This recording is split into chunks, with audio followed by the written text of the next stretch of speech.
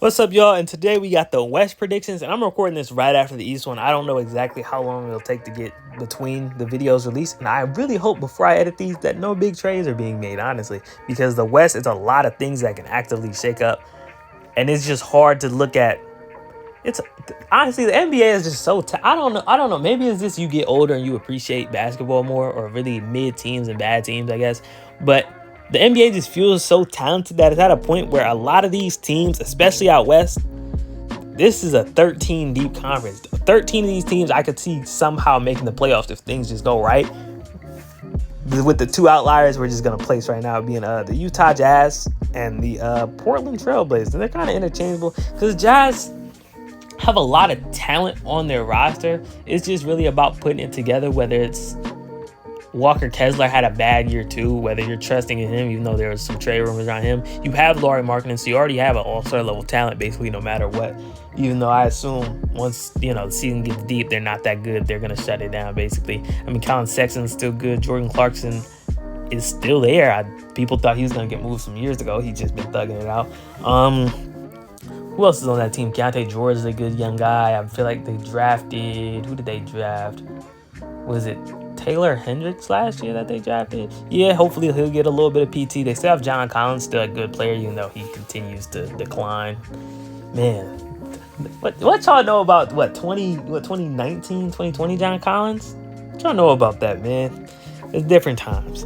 Anyway, and then other Cody Williams they also drafted. So there is talent on the roster.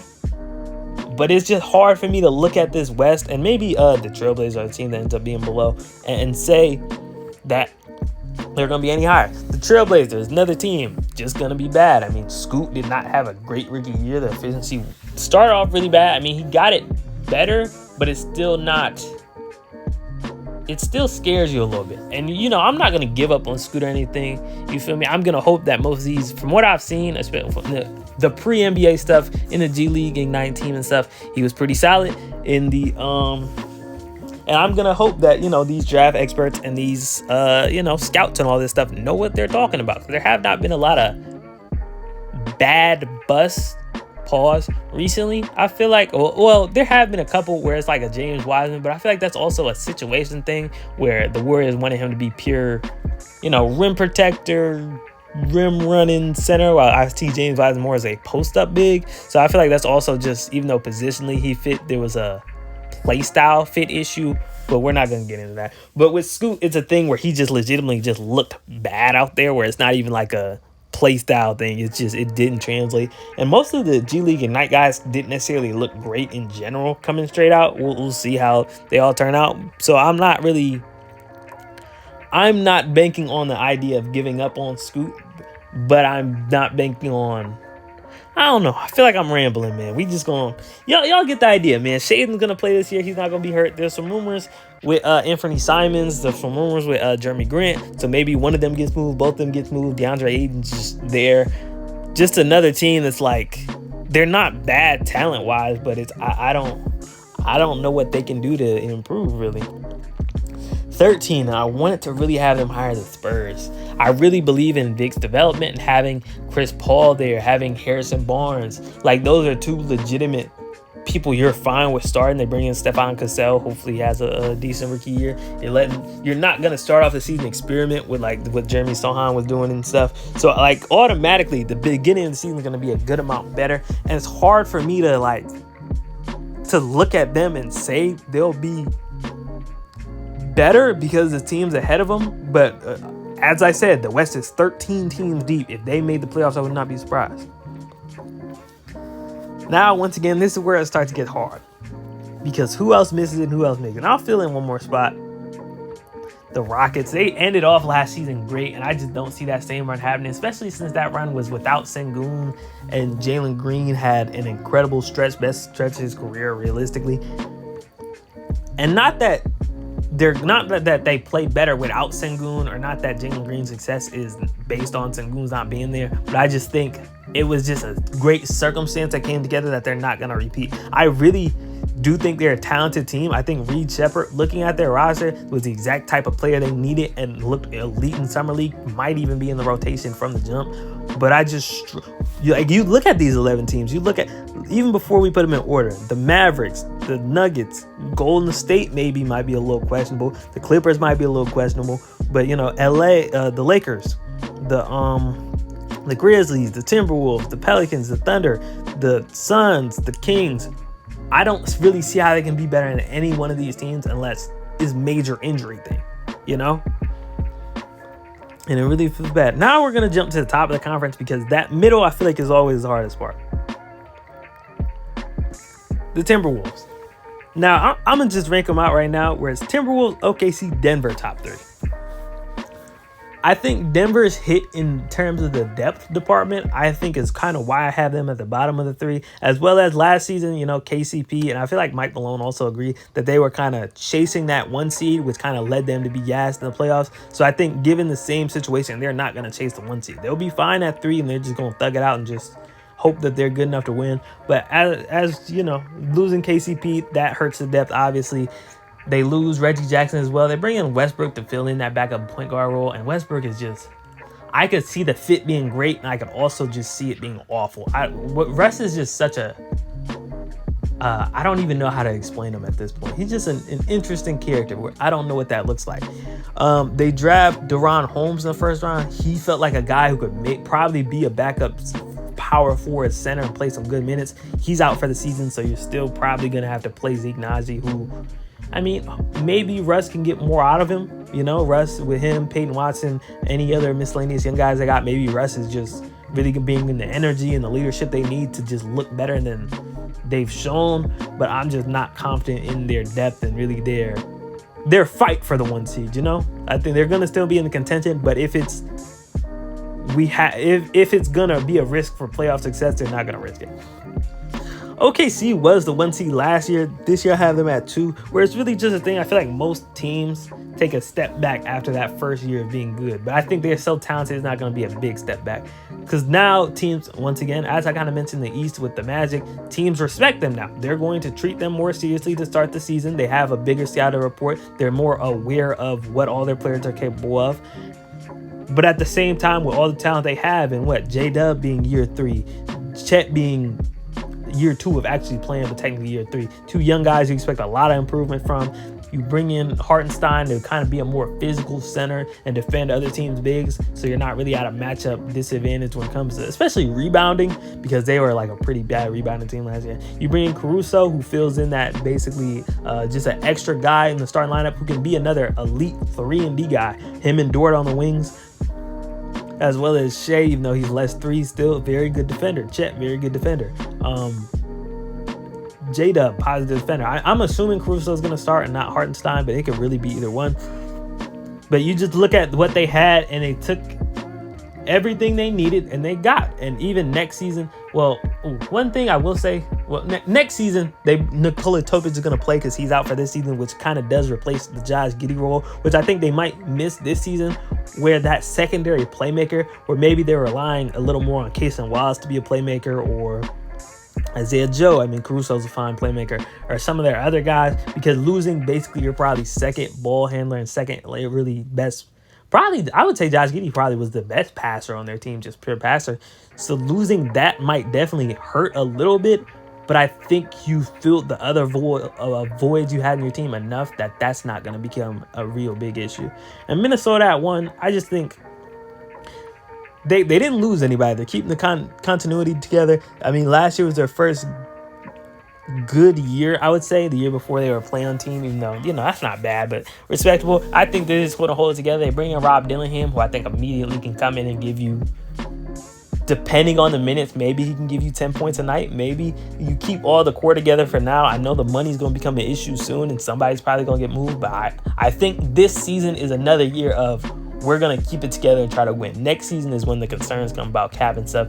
You bring in Joe Ingles, who kind of replaces that Kyle Anderson role, especially Kyle Anderson did not shoot good last year, and he obviously had some chemistry. I wouldn't say chemistry issues, but he had those issues with Rudy Gobert, 2 seasons ago. So I don't know how much that impacted last season, but just replacing him with a guy who can fill a somewhat similar role while also not having those issues, and probably, yeah, because it's Joe Ingles. Yeah, he was on the Jazz. Him and Rudy Gobert probably have a pretty solid relationship. So automatically, you know, that's a dub. And who else? I feel like they signed somebody else who I was a really fan of. Oh, PJ Dozier, that's who it was, where he wasn't even in the league last year, but PJ Dozier showed a couple years of just being functional wing, and I think he can probably get some minutes on this team, especially in the regular season. So yeah, they're my one. Now, actually, initially when I did this, because as I said in the East video, I don't have this completely scripted out. You know, I'm willing to change my mind while I'm making it. Initially, I actually had Denver 4. I had Dallas 3. Dallas was elite post-trade deadline, honestly, and with that finals run, I do think last year was kind of their year. I don't know if they make it to the finals again, even though I did at the beginning of the playoffs. I mean, this doesn't exist on the channel because before I started this channel, I did believe that they had a good chance to make the finals. And next year, it's the same thing, that I think they have a good chance, but I don't know if they'll really make it. But this is just about the seeding for now. But, you know, I be getting caught off track so much sometimes. You know, I just be rambling. I appreciate y'all for listening, though. But they were so elite post-trade deadline, and just their roster construction is good enough that I'm not really worried about their regular season success. The one question is, and this really does apply more to the playoffs, even though it's going to be a regular season question too, is who's guarding other teams' elite wings. You had Derrick Jones Jr. last season, who was really that guy taking all those major defensive assignments. And bringing in Clay, who doesn't defend how he does anymore, even though the offense is going to be elite, because now you can't really help off Luka and or Kyrie as much. And as long as PJ Washington can shoot, because that's kind of going to be the guy being left open if someone does help off, you're great. But offensively, defensively though, I don't know. But I think that's a playoff issue more than a regular season issue. I think they just have enough talent that they can just will through in the regular season. At 5, the Memphis Grizzlies. Now, the Grizzlies were, the 2 seed 2 years ago? And I think it's another thing, as I said, with young teams taking that huge jump and then falling back down. And last year was obviously injury-based, where I think just getting it back together, getting it back where they're not going to be a 2 seed again, right? I don't think they have enough for that, but they're still going to be a confident team. They've shown what they can do. They have a lot of talent on this roster. I do question some fit things where it comes to that starting lineup. I assume is Ja, Marcus Smart, Desmond Bane, Jaren Jackson, Zach Edey, where it's like, is Zach Edey ready to be, like, physically I know he is, but like when it comes to mobility, even though he's decently mobile for his size, I would say. It's not like he's just completely immobile and just a brick wall. But it's just, will he be able to be ready to be a full-time starting center, as well as Desmond Bane playing 3. Desmond Bane is 6'4", 6'5" with short arms. Is he going to be able to really guard a lot of wings where it's like, or are we trusting Marcus Smart to take a lot of those wing assignments? Especially bigger wings, right? If they play the Suns, is Marcus Smart guarding KD? And it's like, Marcus Smart is a good defender, but at the end of the day, you know, he's 6'2", 6'3". So a lot of these 6'7" to 6'10" wing guys, I just don't know who they're going to have guarding them, which is more of a playoff concern once again. I think regular season, you can just scrape by with talent.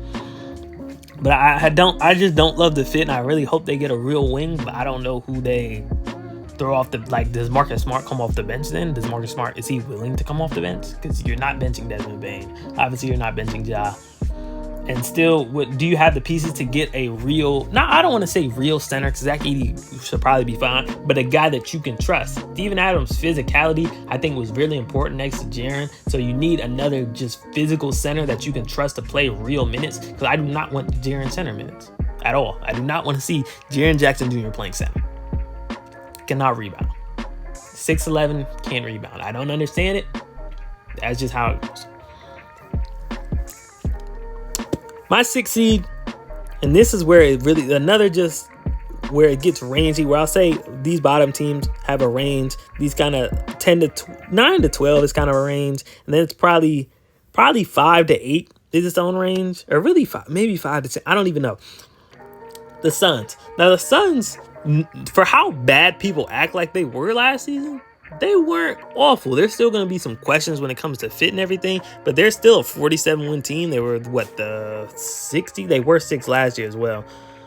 They were 49-win team, actually. I think I said 47 before. And they bring in, even though they don't bring in any, like, real pure defender play that you expect to play like, well, I don't even say pure defender, but really like a 6'7", 3-and-D wing. I mean, they bring in Ryan Dunn, but that's just a defensive wing. There's not going to be a lot of offense there. He's essentially, I don't want to say Matisse Thybulle, because Matisse Thybulle can shoot sometimes, but he's kind of going to be like that basically, but probably even worse at shooting. So I don't really know if he's going to be able to play come playoffs.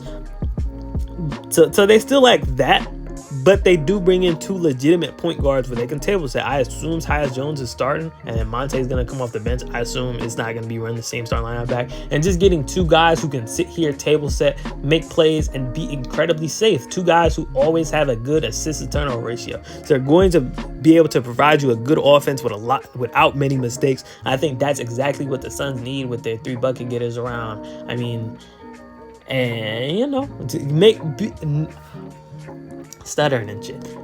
You're now not forcing the 3 guys to make plays for themselves and others. You're just allowing them to be in their role, make plays for themselves, as well as you're asking for less. We see what Devin Booker does, and even like KD's still a good, pretty positive defender either way. But we see what Devin Booker did in the Olympics and stuff, where what he can do defensively. Where if you're not asking him to be your full-time point guard, and you're not. And, he doesn't need to be as much of a scorer because he has 2 elite scorers next to him. We could probably see a pickup in his defensive production, which automatically just makes them better. I don't see a vision of them winning anything like a championship wise, but there's definitely a vision for them to just be a good and functional team. Out 7, we got the Pels. You get DeJounte, which real point guard you haven't had next to Zion in a while. It's Lonzo, basically, just filling the Lonzo void. But I question what your starting lineup is, because you have, is Herb or CJ starting? They can't both start unless you're starting Zion at center. You still have Trey Murphy, who's going to come off the bench, even though he felt like a guy that was going to be starting once you trade Brandon Ingram. Brandon Ingram doesn't really have a trade market. I don't know if you're going to be able to trade him at all, or you're just going to thug it out with him, because he still is your second best player. And then your center rotation, it's Eve Missy, rookie, not even a lottery pick. I'm not expecting a lot from him. And Daniel Tice is your starting center. I don't love Daniel Tice as a starter. He's a good backup. I'm very comfortable with him as a backup. As a starter, especially next to Zion, where Daniel Tice is pretty undersized too. He's about 6'8", 6'9". So having him next to Zion, just a really undersized front court, which I don't love, even though he does bring that floor spacing. But I think another team, I believe they might have had 47 wins last season. No, they also had 49. Wow. But I think it's just enough talent that is going to get them high, where I don't know how much fit becomes an issue. I don't think fit is as much of an issue in the regular season as it is playoffs, unless it's just awful fit. If it's questionable, I think you can just thug it out if you have a good enough talent. And I think they have good enough talent. At 8, the Lakers. It's not much to say. They didn't really make any roster changes. And even though they have a team, and with how close the West was, especially that kind of back end of the West, that kind of 4 through 10, they could still be maybe as high as, I would say 5. I don't think they'd be 4 this season, as well as maybe not even make the play-in completely. I don't know. But they didn't make enough changes for me to really talk about it. They're just basically running it back without Taurean Prince, basically. And Vando's going to be more healthy this year. That brings that's going to bring you another guy who can really defend and fits fine in that starting lineup, even though I assume Rui's still going to start. Same thing with Gabe Vincent, just another defensive guy. So maybe being healthy, maybe Christian Wood has a good year this year. Again, probably never get back to like those Houston Christian Wood, but maybe if Christian Wood is giving you 12-6, you're happy with that if he gets the minutes for that. I don't feel like Darvin Ham didn't really play him, if I remember correctly. So I don't know completely what I expect from the Lakers. It's just I feel like they can be better, but it's hard to look at them and say they're going to be better when year after year they just continue to be playing team. Now this 9 through 11 is where it's hard for me. Right, and I'm gonna put them in this order right here. I'm not sticking with this order. I'm just where I'm starting tomorrow. And I'm gonna talk about the Clippers first, because I feel like they look like the odd team out, but it's just, and we don't know what the condition of Kawhi's knee is, because I feel like there were some rumors that him not playing in the Olympics was not related to knee stuff. His knee's like not fine, but as fine as it's going to be. But I just look at that team, and Kawhi gave you a healthy season last year. If he can give you another one, I think you can stay afloat in the regular season. Same thing with James Harden. If he can give you a decently healthy regular season, James Harden gave you about 16-8 last season, but now he's going to be a second option, maybe a little bit more of a one if Kawhi does miss, a decent amount of games. And could James Harden get back to, I don't want to say Brooklyn James Harden, but Brooklyn James Harden statistically, where it's closer to like a 24-10. I could definitely see that. KPJ coming in, and maybe I'm just high on KPJ. And, the Rockets obviously were a bad team when he was there, but he was giving you decent efficiency 16 on the Rockets. Him not playing point guard anymore probably does help his turnovers out. So automatically some of those mistakes are getting out. And I think he can maybe still give you, in those lower team realms where it's 13-16, maybe 20 if Kawhi's out a lot and James Harden wants to be pure playmaker instead of scoring. Like, maybe I'm just too high on KPJ, but I see a world of it. Derrick Jones Jr. hopefully can give you good minutes. I mean, last year was the first year that he was like a real bona fide starter. I assume he starts on this team. I don't really know what completely that looks like, but I'm gonna have faith that he can hold it down and still be a good starter.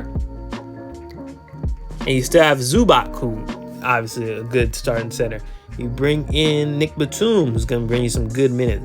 Chris Dunn can give you good minutes. Mo Bamba might be able to play. Like, there's enough talent on this team. I see a vision that if health permits, and this is, I'm assuming health. I can't just assume someone's going to get hurt, even though with Kawhi it's more likely than other guys. Well, it seems to be the case. We don't know for sure. So I just feel like they're good enough that they can somehow piece it together to be a play-in team. I don't think they're going to be a bad team. They don't directly own any of their picks till 2030. They're not going to try to be bad. They're going to try to win. And I feel like that's enough to just get them there. And then you have Golden State, where they bring in some functional people. They obviously lose Clay, and last season they were right there. They were still a 46-win team. It's not like they won 35 games, and this is definitely the end. You gotta hope that Kuminga continues to progress. Wiggins has kind of a bounce back season to even probably not be all-star anything. Wiggins being an all-star that one year was kind of circumstanced. A lot of wings were hurt that year. I think Paul George was hurt a lot. Brandon Ingram. If I remember right, Brandon Ingram was kind of like the only healthy wing where it was like it's him or Wiggins, because Paul George was hurt that year a lot. I think KD was hurt a lot. I want to say. Who else? Kawhi was out a lot. I think LeBron was decently healthy. I don't even remember. You don't expect him to bounce back to that, but if he can still give you 17 and good defense, I think that's enough that you're confident in this team that it's still the Warriors. It's still Steph Curry. It's still Draymond Green, for whatever that means. Obviously, the center position is a little weak, but it's always been weak. They'll just thug it out. You bring in Buddy Hield to hopefully replace the Clay's role. I don't know how much he can do it, but we'll see. DeAnthony Melton's a solid pickup.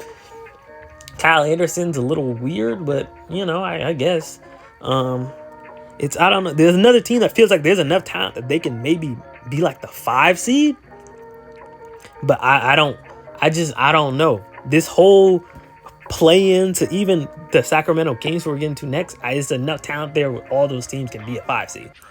Lastly, the Kings, and it's just talent-wise, they're better than the Clippers. Talent-wise, they might even be better than the Warriors. But it's just not even that the fit's bad. It's just they just look like the odd man out to me. You bring in DeMar DeRozan, obviously a great talent who hopefully, you had to make a change, and hopefully that change is enough. But I look at your 3 best guys, and none of them are really great perimeter shooters, and none of them would you consider elite defenders either. So it's hard for me to look at a team that your big 3 don't really do the kind of 2 most important things in basketball at a really high level and say that you're going to succeed, even though the talent is definitely there. I'm not going to disrespect Sabonis' ability to score in the post, ability to rebound, ability to play make, De'Aaron's ability to score, De'Aaron's ability to play make, as well as still being probably the best defender out of the 3 of them. And then DeMar's like they all can function, but it's just there had to be an odd team out, and it just happened to be them for me, honestly. I don't really know what else to say. The talent is there, and they probably are going to make it. It's probably going to be a team like, I'm not going to name a team. Somebody's going to get hurt and their team is going to fall in the playoffs. That's exactly what's going to happen. Between these 1 and 11 through the 11 that I have right here, somebody gets hurt. That's the team that falls out, but I can't really project that, so we just kind of got the Kings at 11. If y'all enjoyed the video, make sure to like, comment, subscribe, and all that. And yeah, definitely comment. Let me know what y'all think. Maybe I'm tripping about some of these because I feel like the West is a lot harder than the East, but